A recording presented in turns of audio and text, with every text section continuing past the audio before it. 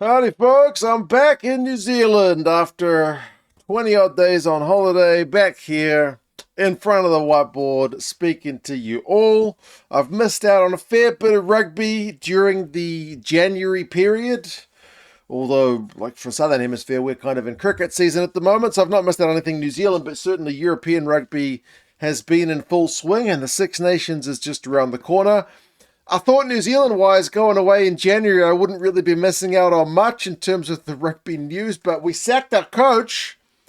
Razor got the sack during the break, so the search goes on for the new coach. We'll talk about that for a second. They have scheduled the final fixture for the Greatest Rivalry series, which up until this point had been TBC. We'll talk about that. A Welsh great has retired, and preseason for Super Rugby is getting underway. But it's good to be back, good to be chatting again to you all. Apologies for my absence. I did schedule a bunch of videos to go up while I was gone. As I said, nothing kind of time sensitive, and including one which was a team full of players with the surname M. Certainly something a bit different, but as I said, now I am back.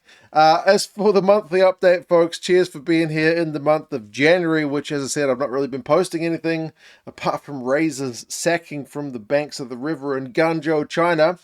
But yeah, cheers for being here throughout that period, and also cheers to all the patrons who kept supporting the channel despite the absence, including Angus and Jack, for your guys' continued support. I'll be back working again now, so if you want to jump in and support on Patreon for like $1 or more a month, down in the description we post more videos on Patreon as well, if you wanted more. But rugby news stuff, New Zealand is still looking for a coach. The front runner is still Jamie Joseph by a country mile, with him being the coach of the AB's 15. He's been linked up with Tony Brown a lot, but Tony Brown has come out and said, look, I don't have an out clause in my contract, so I'm with South Africa through to the end of the 2027 Rugby World Cup. I take him at his word with that one. I don't think he's going to be leaving South Africa. Contracts are funny things, and they get broken every now and again. Teams pay out other teams and whatnot for people's services, but I reckon Tony will be staying with the Box, and I reckon Jamie will still get the job with the All Blacks. But hey, Dave Rennie's been linked with it. Vern Cotter's been linked with it. Joe Schmidt's been linked with some kind of role. So there's certainly a bunch of talented guys out there, as long as New Zealand Rugby can convince them to come back and coach the ABs. Like, it's a job of a lifetime, but there's certainly a fair few questioning the running of the organisation. It just doesn't seem to be in the healthiest place at the moment, but yes, it is one we will watch with interest. As I said, Jamie Joseph still far and away the massive front runner, and whoever gets that job will have a big job going on in the series against the Box this year. Greatest Rivalry series. Remember, 3 test matches along with a bunch of non-test matches scheduled for that one. And then the 4th test, 3 tests in South Africa, the 4th test had been to be confirmed for a venue. Twickenham was the place largely kind of bandied about as a potential spot, because Box and All Blacks have played at Twickenham in fairly recent years. But it's Baltimore, which I think came as a bit of a surprise. But the fact that it's in the US is maybe not that much of a surprise if it wasn't going to be England. Ireland was apparently the other venue, or the other location, that was really kind of favoured by the powers that be in New Zealand and South Africa.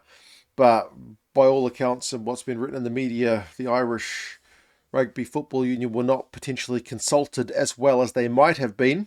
So when the Baltimore prospect came up, they jumped at it. So it could have potentially been in Dublin, but things did not go on that well in the background. But with the World Cup after Australia being over in the States in 2031, it's potentially a bit of a boost in the arm for the sport in the States to have currently the number 1 and 2 teams in the world going over there to play what might be a dead rubber. But either way, like, if you're an American fan who doesn't travel around the world to see teams play, you will not get a better chance to see these 2 teams go ahead potentially in your lifetime. So should be a big draw for a bunch of American fans who I know are out there.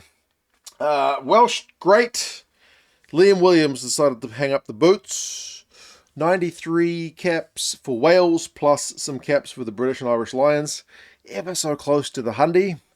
If not for some injuries, you feel like he certainly would have got to 100 caps for Wales. 34 years old, international retirement for him.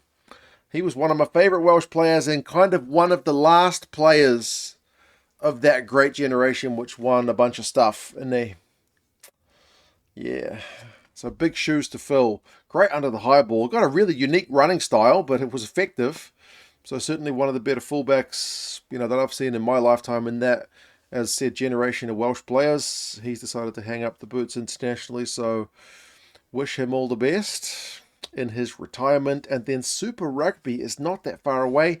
Pre-season already got underway yesterday with the Force taking on the Reds. They beat them 21-19.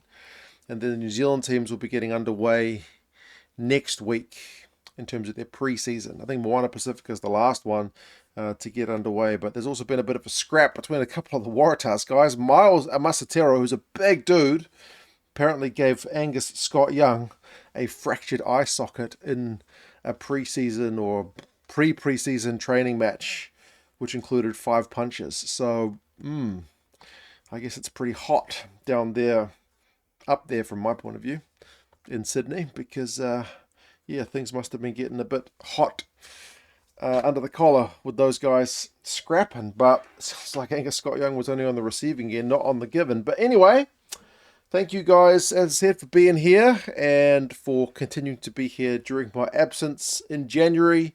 I'm back, and rugby coverage in its regular format will resume pretty much from here on out. I'm still getting my time difference sorted. Like it's almost 4 o'clock at the moment in the afternoon, and it feels like it's late morning, but that'll fix itself in a couple of days. Anyway, you guys take care. Thank you so much for being here, for the support.